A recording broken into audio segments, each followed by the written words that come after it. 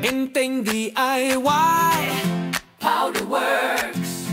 Powder coating, curing oven, the best of course. Kung hanap mo'y finish na matibay, makintab, maganda, walang kapantay. Inteng DIY.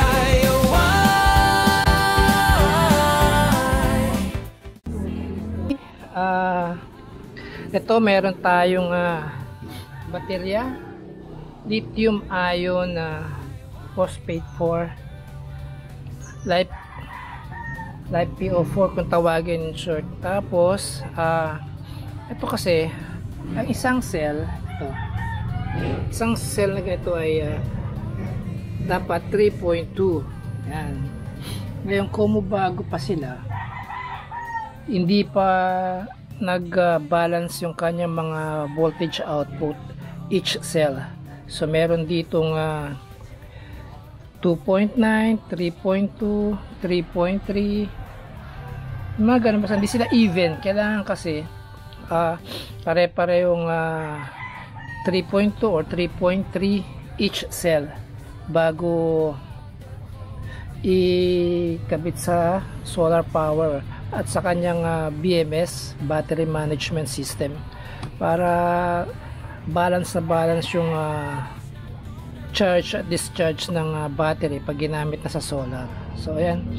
So ang ginawa ko para mag-balance siya, gawa nga nang hindi pare-pare yung kanyang voltage output, ay pinarallel ko na muna.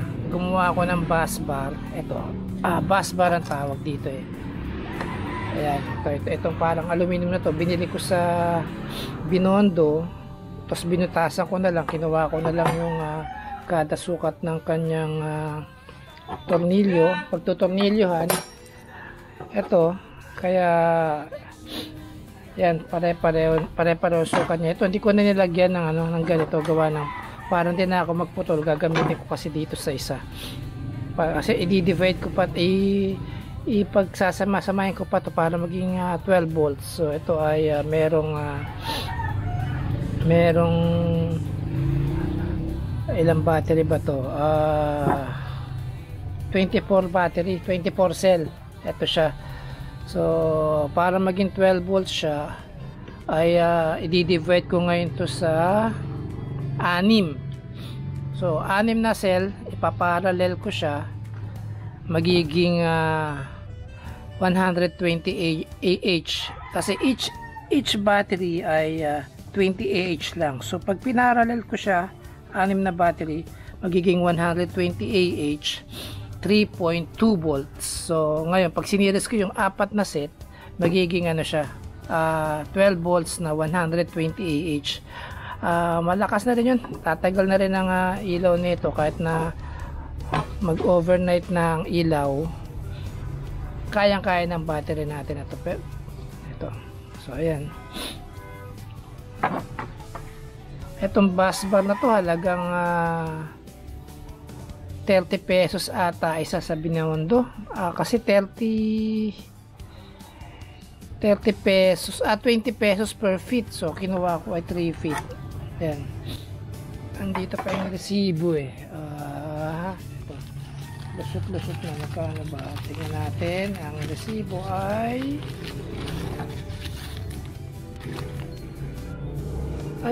tornilyo pala to. Yung pala, pati yung tornilyo, bumili na rin ako yung stainless. Magkano yung isang tornilyo ay 20, 5 piso isa. Stainless yan, yung tornilyo yan. Kasi walang kasamang tornilyo itong battery na to eh. So ayan siya. So abangan nyo na lang bukas, kailangan even ng kanyang voltage output. Kung 3.2 or 3.1, dapat kada isang cell ay pare-pareho. So overnight ko lang siyang ganyan. Okay. Eto, natapos ko na enclosure ng kanyang battery. Bumili na rin ako ng mga terminals niya, heavy duty terminals para sa ating baterya, kasi malaking wire ang gagamitin natin dito. Kaya kailangan natin ng magandang terminals. So yan, pagka neto,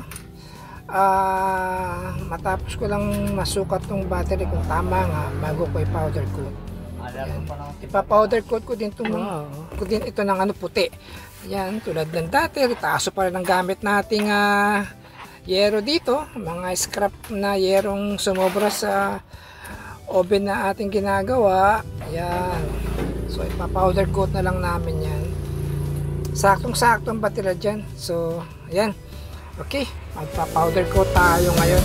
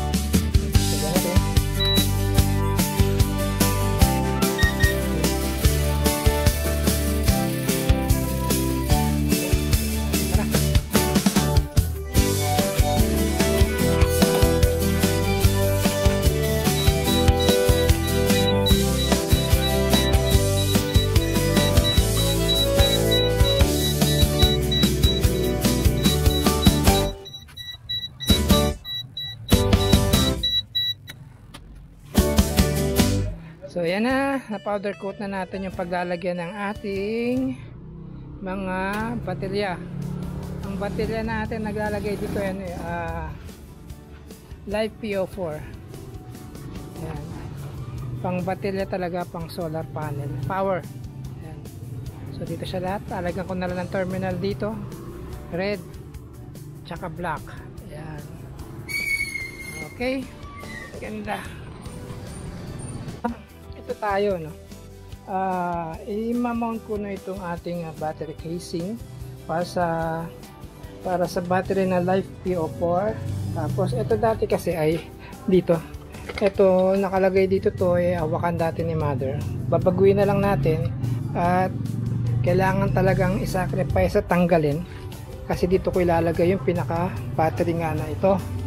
Okay, tapos ito ngayon tatanggalin na natin itong battery na to, papalitan na natin at malamang sa malamang ibebenta na rin natin kasi madali na siyang madrain at hindi talaga siya pang solar. Ano to pang truck master, madali na siyang madrain. So papalitan natin ito muna, ang papalitan natin, ilalagay dito at susunod natin papalitan tong pinaka ating solar power na inverter. DIY Powder Works, powder coating, curing oven, the best of course. Kung hanap mo i-finish na matibay, makintab, maganda, walang kapantay. Enteng DIY, siguradong maaasahan.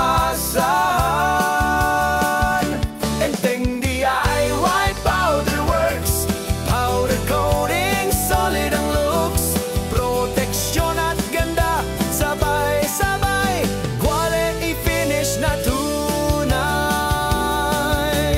Rust no more, pang long term ito, matibay na kulay, siguradong totoo para sa project mo, sa negosyo man. Enteng DIY, maasahan. Enteng DIY Powder Works, powder coating, solid ang looks, proteksyon at ganda, sabay-sabay, quality finish na tunay. Enteng DIY Powder Works, tibay at ganda, sigurado. Enteng DIY Powder Works, powder coating, curing oven, the best of course. So bali ito yung ating battery, no? Ang isa nito ay 20 Ah. So 20 Ah by 3.2 volts. Ito. Ang baterya nito ay lithium LiFePO4. Yung insert LiFePO4, ito mas kilalang tawag sa LiFePO4. Ito ay 3.2 volts by 20 Ah. So ang gagawin ko ay para maging 120 Ah siya, gagawin ko siyang 6 na pirasong ganito sa isang cell. Tapos yung 6 na pirasong cell na yun, gagawin kong 4 na cell. So para maging 12 point something kasi 3.2 times 4 lalabas siya ng nasa 12.8, ganon. So ito ay kakabitan natin ito sa lithium ion. Sorry, hindi siya lithium, LiFePO4 pala, LiFePO4. So ito, i-mount na natin yung battery. Ayan, tulad niyan, kung mapapansin nyo, 6 na cell yan. Consider as one set na siya. Pero 3.2 volts pa rin siya.